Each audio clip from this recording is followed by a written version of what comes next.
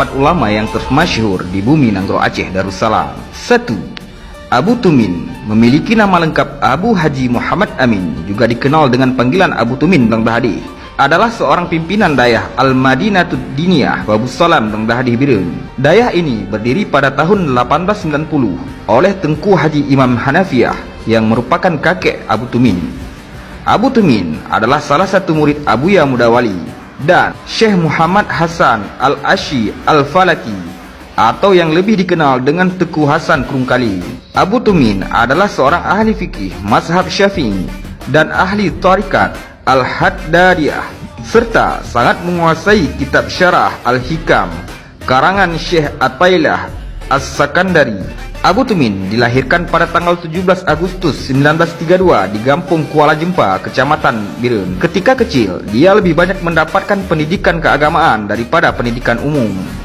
Pendidikan umumnya didapatkan di Instlands Folk School, yaitu sekolah dasar, hingga kelas 3 karena masuknya Jepang ke Aceh. Pendidikan agamanya didapatkan dari dayah yang didirikan oleh kakeknya. Selain itu, ia juga belajar di dayah Pulau Redep, Kecamatan Jangka Biren, serta dayah Darussalam Labuhan Haji, Aceh Selatan. Setelah menempuh pendidikan selama 7 tahun, maka pada tahun 1959 Abu Tumin kembali ke kampung halamannya dan mengajar di dayah yang didirikan oleh kakeknya.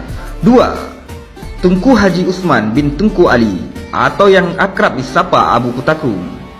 Beliau lahir di Kota Krung, Pidijaya pada tanggal 31 Desember 1940 dengan nama lengkap Tengku Haji Usman bin Tengku Ali. Setelah menyelesaikan sekolah rakyat, Tengku Haji Usman langsung mengaluti pengetahuan Islam di Dayah Mahad Ulumud Diniyah Islamiyah Mudi Mesra Samalanga. Semasa mengaji di Dayah Mudi Mesra Samalanga, beliau memang sudah nampak terlihat kepribadian seorang ulama, mulai dari sifat, karakter, dan kemampuan mengaji segala bidang ilmu.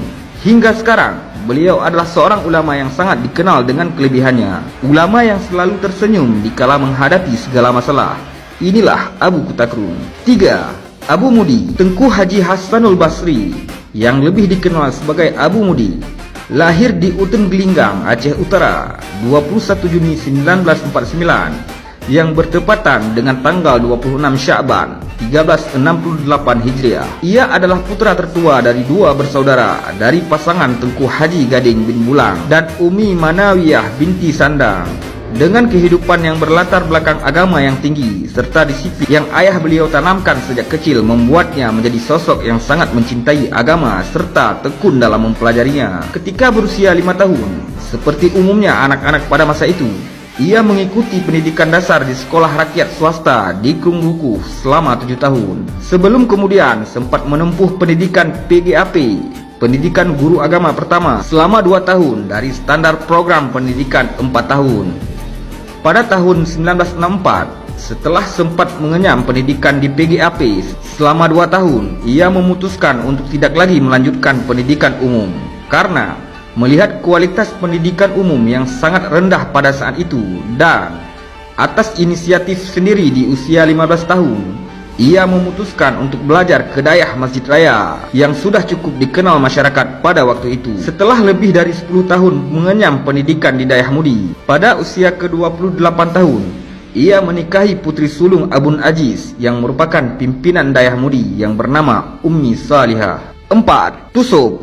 Tusub adalah nama panggilan untuk seorang ulama Aceh yang memiliki nama asli Tengku Haji Muhammad Yusuf bin Wahab. Seperti yang dikutip dari buku Paradigma Islam Wasadiyah, Tusub Jini selain memimpin dayah Babussalam Al-Ziziyah Jini, Tusub juga menjabat sebagai ketua terpilih Himpunan Ulama Dayah Aceh yang disingkat dengan HUDA periode 2018-2023, sebuah organisasi yang menaungi ulama-ulama pimpinan dayah Salafiyah di Aceh. Tusub dilahirkan di Desa Blangme Barat, Kecamatan Jini Biren pada tahun 1964 dari pasangan Tengku Haji Abdul Wahab bin Hasbalah dan Hajjah Zainab bin Muhammad Soleh. Menurut dokumen resmi, Tengku Haji Abdul Wahab bin Hasbalah sendiri juga merupakan salah satu ulama Aceh yang dikenal sebagai tokoh dayah yang banyak memberikan kontribusi bagi dunia pendidikan Biren. Inilah ulama-ulama karismatik Aceh, dan masih banyak ulama-ulama Aceh lainnya.